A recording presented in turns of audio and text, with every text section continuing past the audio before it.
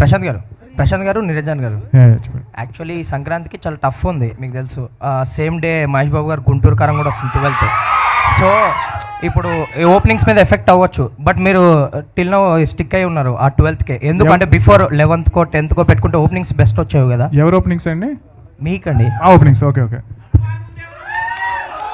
అంటే same day పెద్ద cinema వస్తుంది కదా, 10th 11th ఎందుకు వెళ్ళలేదు, అంటే 12th ఎందుకు స్టిక్ అయి ఉన్నారు అంటే మేము యాక్చువల్లీ ఫస్ట్ అనౌన్స్ చేసామండి 12th అనే డేటు నాకు తెలిసి. సో యాక్చువల్గా మేము 12th ఖాళీగా ఉంది అనుకునే మేము 12th అనౌన్స్ చేసాము. సో మేము అనౌన్స్ చేసిన తర్వాత మేము ఆల్రెడీ హిందీలో అక్కడ ఇక్కడ అంతా అగ్రిమెంట్స్ మొత్తం అన్నీ అయిపోయినాయి. సో మేము తర్వాత మళ్ళీ మారడానికి కూడా అవకాశం లేదు. సో డెఫినెట్గా మహేష్ బాబు గారు చాలా పెద్ద స్టారు. సో నేను కూడా ఆ సినిమాకి ఆ రోజు ఫస్ట్ డెఫినెట్గా చూస్తాను. అండ్ నాకు కూడా చాలా ఇష్టమైన యాక్టర్, ఇష్టమైన డైరెక్టర్, నా favourite hero. So so Mahesh Babu. Prashant గారు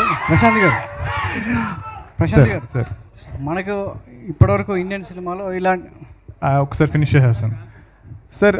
బేసికల్గా మా సినిమా ఫస్ట్ 1-2-3 డేస్ కలెక్షన్స్ మీద డిపెండ్ అయ్యే సినిమా కాదని మేము నమ్ముతున్నాం సార్.